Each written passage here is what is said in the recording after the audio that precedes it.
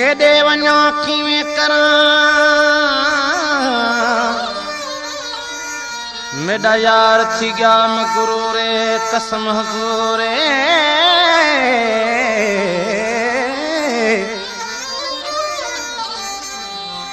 दुश्मन भी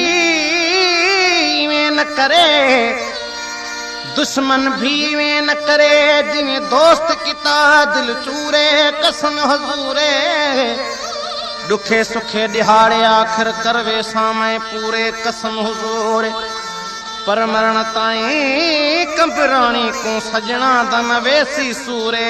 कसम हुजूरे। दोस्तों इन कलाम में मुखे दादू खां फरमाइश है जमादार मजहर हुसैन पिताफी ऐं ड्राइवर सरवर मला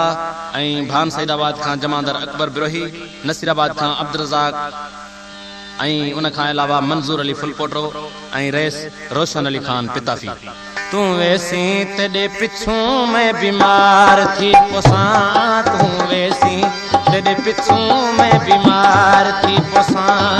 आखिर दम टुट पोसी रात ॾींहुं दौर सां तू वैसी तेरे पिछू मैं बीमार थी पोसां तू वैसी तेरे पिछू मैं बीमार थी पोसां।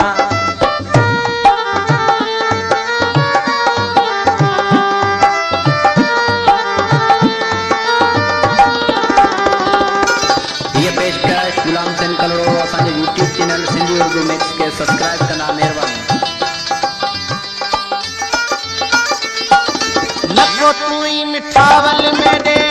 खत लिखी नको मेरे खत दावल आसरा करी नको तू ही मिठावल मेरे खत लिखी नको मेरे खत दावल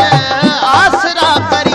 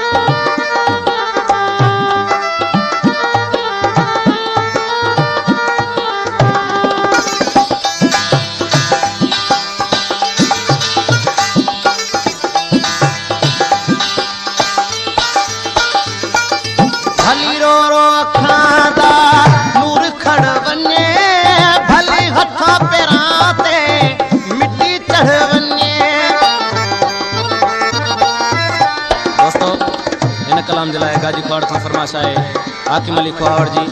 ऐं मुझे प्यारे दोस्त हाजी अब्दुल रसूल सोलंगी जी ऐं असांजो प्यारो दोस्त हाजी अमीर अली लाशारी ऐं भान सईदाबाद खां गुलज़ार अहमद ऐं नियाज़ हुसैन नियाज़ मोहम्मद खुश्क ऐं वजीद कुमार।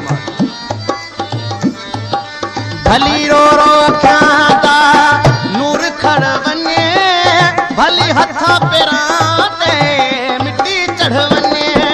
नसी गारे करे सान को कपड़े धोसां पिछू मैं बीमार थी पोसां तू वैसी तेरे पिछू मैं बीमार थी पोसां आखिर दम टुट पोसी रात ॾींहुं जोर सां आखिर दम टुट पोसी रात ॾींहुं जोर सां तू वैसी तेरे पिछू मैं बीमार थी पोसां तू वैसी तेरे पिछू मैं बीमार थी पोसां।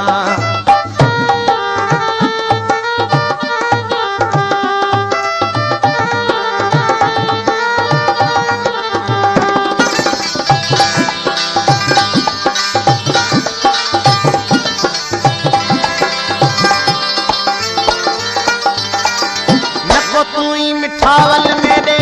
खत लिखी नको मेरे खत दावल आसरा करी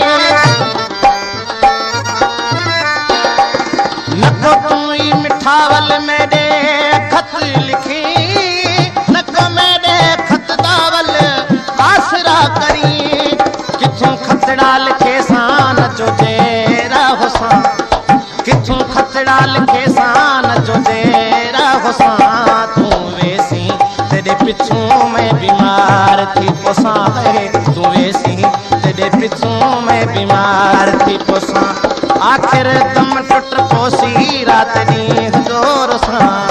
आखिर दम टुट पोसी रात ॾींहुं जोर सां तू वेसी तेरे पिछों मैं बीमार थी पोसां तू वेसी तेरे पिछों मैं बीमार थी पोसां